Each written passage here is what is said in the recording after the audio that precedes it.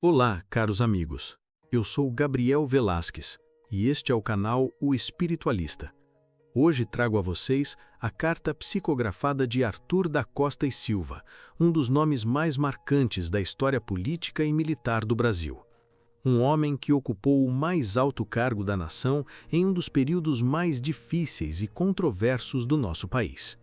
Esta carta traz revelações profundas, reflexões que muitos jamais imaginaram ouvir, especialmente vindas de alguém que viveu o poder, as decisões duras e os bastidores de um tempo marcado por tensão, medo e silêncio. Palavras que podem mudar a forma como enxergamos não apenas o personagem histórico, mas o ser humano por trás da farda, das ordens e das escolhas. Acredito sinceramente que muitos de vocês ficarão impactados com o conteúdo desta mensagem. Esta carta foi psicografada pelo médium Marcos Aurélio da Silva, na Casa Espírita Santa Luzia, na cidade de Maceió, Alagoas. Antes de seguirmos para a psicografia, quero fazer um pedido especial a você que enfrenta dificuldades na saúde, na vida financeira ou que tem um ente querido precisando de orações. Deixe seu nome completo nos comentários. Nesta sexta-feira, estaremos reunidos em nosso centro espírita em um momento de fé e recolhimento, elevando pensamentos e preces em favor da sua cura, da sua proteção e da sua libertação espiritual. Agora, vamos à psicografia. Caros amigos e irmãos, obrigado pelo acolhimento nesse lugar de luz. Agradeço a Deus e a nosso Senhor Jesus Cristo. Escrevo estas linhas com o coração espiritual ainda tomado por emoção. Não falo mais com a voz da autoridade, nem com o peso das patentes, tampouco com o orgulho dos cargos que ocupei na terra. Falo agora como espírito em aprendizado, como alguém que atravessou o grande portal e precisou finalmente encarar a si mesmo, sem fardas, sem discursos e sem justificativas. Meu desencarne não foi um rompimento brusco com a matéria. Foi lento, silencioso, como um apagar de luz que insiste em piscar antes de se render à escuridão. O corpo falhava, a mente oscilava, e eu sentia, mesmo sem compreender, que algo maior se aproximava. Quando o último suspiro foi dado, não senti medo, senti alívio. A dor física cessou e por alguns instantes acreditei que tudo estava terminado. Enganei-me. Despertei ainda ligado ao ambiente terreno. Vi médicos, vi familiares, ouvi choros contidos, palavras ditas em voz baixa. Reconheci o lugar, reconheci os rostos, reconheci meu próprio corpo, agora inerte, deitado como um uniforme abandonado após a batalha. Estranhei a leveza, mas também a confusão. Eu estava ali, mas não estava. Acompanhei meu velório. Estive presente durante todo o tempo.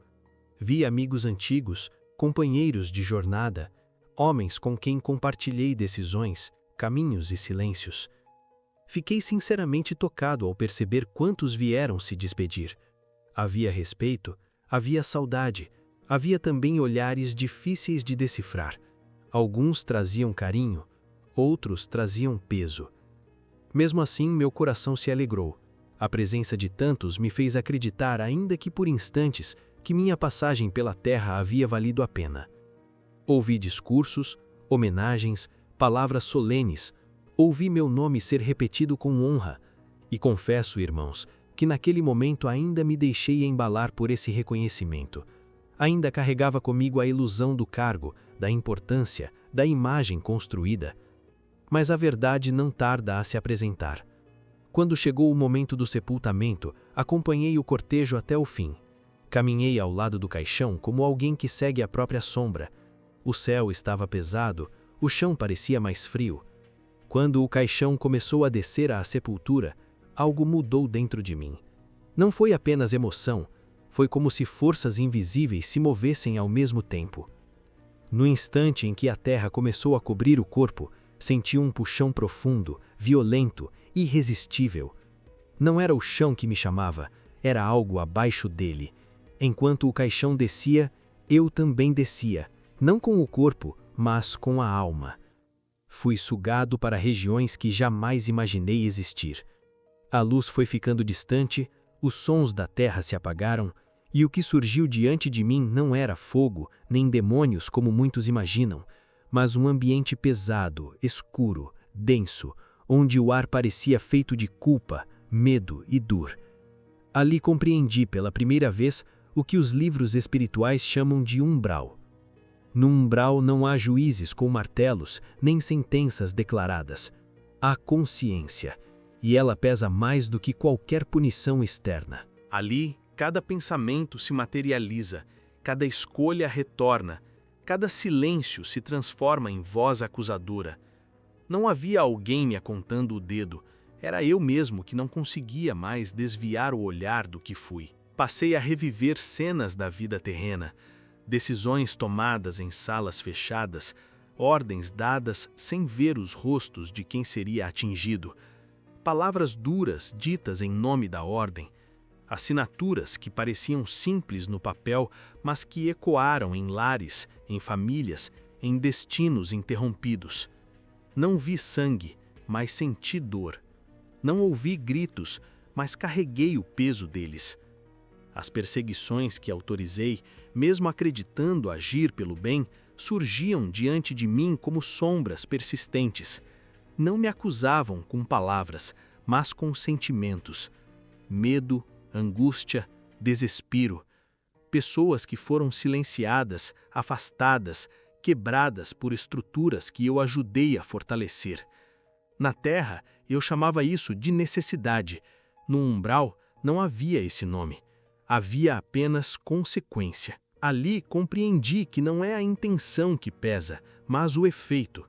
Não é o discurso que conta, mas o impacto real na vida do outro. E quanto mais tentei justificar, mais o ambiente se tornava pesado ao meu redor. Não estava sozinho naquele lugar. Havia muitos como eu. Espíritos que exerceram poder, que decidiram sobre a vida alheia, que confundiram autoridade com razão. Cada um preso em sua própria criação mental. Alguns gritavam, outros se revoltavam, outros permaneciam em silêncio profundo. Eu caminhei entre eles, não com os pés, mas com a mente, sentindo que aquele lugar vibrava exatamente na frequência do que carregávamos dentro. O tempo ali não é contado como na Terra. Não sei dizer quanto permaneci. Sei apenas que houve um momento em que o cansaço moral foi maior do que qualquer orgulho que ainda restava. Foi quando, pela primeira vez, fiz uma prece sincera. Não pedi absolvição, pedi entendimento, pedi ajuda para mudar.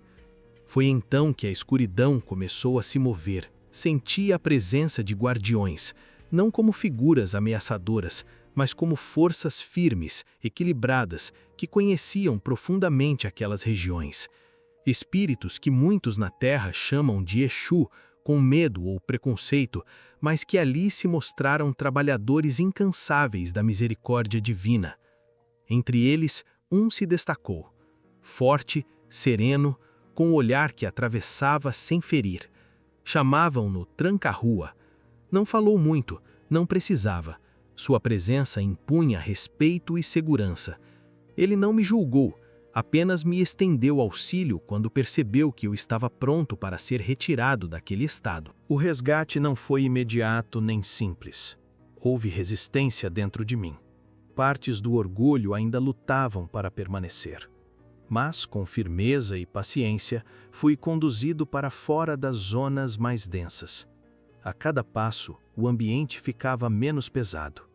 A dor não sumia, mas se tornava suportável. Fui levado até os limites de uma colônia espiritual. Ali não entrei imediatamente. Antes fui recebido por um espírito chamado Antônio. Simples no falar, profundo no olhar. Ele me acolheu sem formalidades, como quem recebe um doente cansado de lutar contra si mesmo. Passei por tratamentos que muitos espíritos recém-chegados conhecem. Fui amparado, orientado, instruído. Revivi novamente minhas escolhas, mas agora com acompanhamento, com explicações, com possibilidade de compreensão e aprendizado. Aprendi que ninguém é condenado para sempre, mas todos são convidados a reparar. Demorei a aceitar minha nova condição. A disciplina militar ainda pulsava em mim. Queria regras claras, ordens diretas. Mas ali aprendi que o trabalho espiritual exige algo mais profundo: humildade. Aceitar que erramos. Aceitar que precisamos reaprender a servir. Com o tempo, fui sendo preparado para atuar, não em cargos de comando, mas em tarefas de auxílio. Por minha experiência, por minha resistência, por minha capacidade de enfrentar ambientes difíceis, fui convidado a trabalhar ao lado desses mesmos guardiões que me resgataram. Voltei às zonas profundas do umbral, agora não como prisioneiro, mas como trabalhador. Hoje atuo ao lado de Exus no resgate de outras almas. Espíritos endurecidos, perdidos, revoltados. Muitos deles antigos líderes, políticos, militares, homens e mulheres que exerceram poder sem amor. Vejo neles o que fui, e talvez por isso consiga me aproximar sem julgamento. Aprendi que o verdadeiro comando é servir, que a verdadeira força é levantar quem caiu, que não há vitória sem compaixão. Aos brasileiros que leem estas palavras, deixo uma mensagem de esperança. Sei que muitos olham para a política com descrença, raiva e cansaço, e com razão. Maus espíritos realmente atuam nesses ambientes, alimentando corrupção, vaidade e ambição. Mas não estão sozinhos.